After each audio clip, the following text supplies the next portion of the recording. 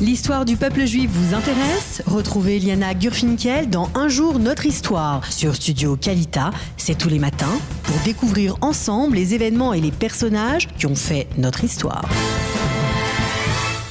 Eliana, Boker Tov. Boker Tov, Daniel. Alors, cette semaine, comme j'ai déjà commencé il y a quelques jours, j'essaie de parler un petit peu de Yom Ha'atzmaut dans les années. Hier, donc, j'ai parlé il y a 70 ans, exactement les préparatifs pré-déclaration. Et aujourd'hui, je voudrais vous rapporter une histoire assez rigolote, on va dire ça comme ça. En 1955, le ministère de l'Éducation propose aux Israéliens de suivre un menu, de faire un seder de Yom Ha'atzmaut. Et donc ce seder de Yom Ha'atzmaut qui est quand même assez particulier, c'est la il y a une logique. Alors, mais je ne pense pas qu'on pense au même, parce que celui que propose en 1955, ce qui deviendra plus tard le département de diététique de l'État d'Israël, du ministère de la Santé, à l'époque c'est un tout petit peu différent. C'est un document qui a été rapporté, je le cite, par la Bibliothèque nationale, donc dans leurs archives, ils ont cherché ça et c'est sur leur blog donc qu'ils racontent l'histoire suivante. Alors, en 1955, il faut remettre un peu les choses en perspective. L'État d'Israël a 7 ans. On a quand même eu une guerre qui est quand même assez impressionnante et assez incroyable. On a la population qui a doublé très rapidement. On est dans une période où il n'y a pas beaucoup à manger, donc on fait de restrictions exactement. Et donc on essaye de se réjouir, mais quand même on n'a pas des denrées extraordinaires. Et donc on a, comme je vous l'ai dit, ce département éducatif qui propose qui va distribuer à droite à gauche un seder, un menu pour la fête d'indépendance. Et voici ce qu'il nous propose. Alors en premier, on va commencer par des petites boulettes. C'est des boulettes qui sont faites avec du roubiza. Vous savez c'est quoi le roubiza, Daniel ? Pas du tout. Le roubiza, c'est en français, ça s'appelle la mauve. C'est une petite plante qu'on trouve on trouve dans tous les jardins à Jérusalem, cette petite fleur qui est de couleur mauve, mais là on parle de toute la plante.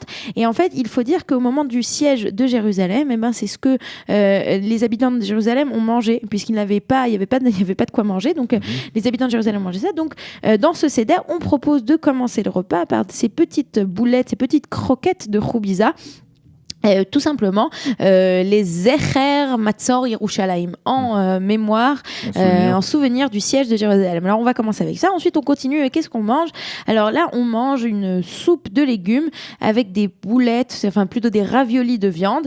Alors ici il donne une explication, alors ça je sais pas, il faudrait peut-être vous allez m'expliquer, Daniel, moi j'ai pas très bien compris pourquoi. Ils disent que c'est un symbole juif, de la même façon qu'à Purim, après avoir fait une longue bataille où on a tué nos ennemis, on a mangé des raviolis. C'est la tradition de le faire aussi maintenant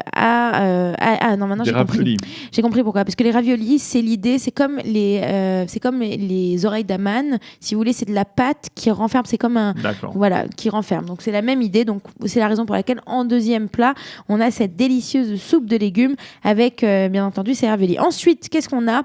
On va avoir en plat principal. Alors là, c'est toujours assez intéressant. Ils disent il faut manger un poulet avec du boulgour ou bien avec du riz ou un pain de viande qui lui aussi rempli d'épices. Et donc l'idée en fait, c'est de prendre deux aliments, un qui représente les communautés juives ashkénazes, l'autre qui représente les communautés juives séfarades. Donc par exemple, le riz, c'est les communautés juives iraniennes, etc. Et la communauté perse, ça vous passionne ce que je vous raconte ce matin, Daniel. C'est intéressant, écoutez. C'est comme si on rassemblait le gefilte fish avec la tchoukchouka, oui, pourquoi pas. Pourquoi pas, écoutez, voilà. Et donc, on va mélanger les deux, et ça parlera du message historique du rapprochement entre l'Est et l'Ouest, et le kibbutz galouyot, le rassemblement des exilés. Voilà. Et alors, enfin, il n'y a pas de repas sans dessert. Et alors, pour ce dessert, on a là une recette délicieuse d'un gâteau aux 7 espèces. Donc ça, déjà, je pense que de tout le repas, c'est ce que vous mangeriez avec le plus de plaisir. Moi, oui, en tout cas. Donc, c'est un gâteau dans lequel on va retrouver des figues, des raisins, des dattes, du citron, des œufs, du sucre, du sel, de l'huile, mais pas de l'huile d'olive. Les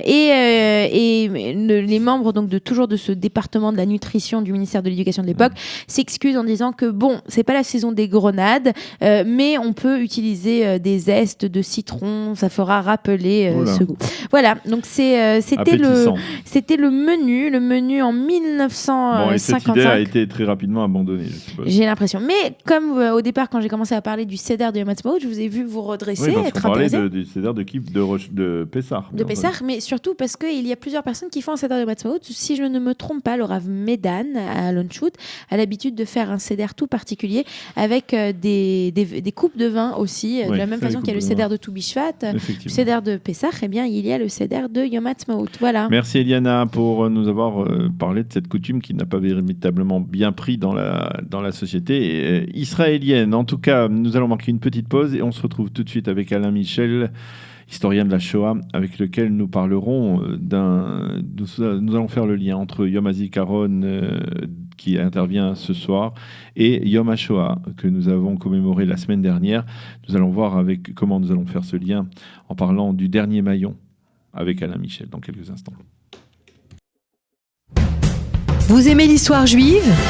Retrouvez Liana Gurfinkel dans Un jour notre histoire sur Studio Kalita, c'est tous les matins, pour découvrir ensemble les événements et les personnages qui ont fait notre histoire.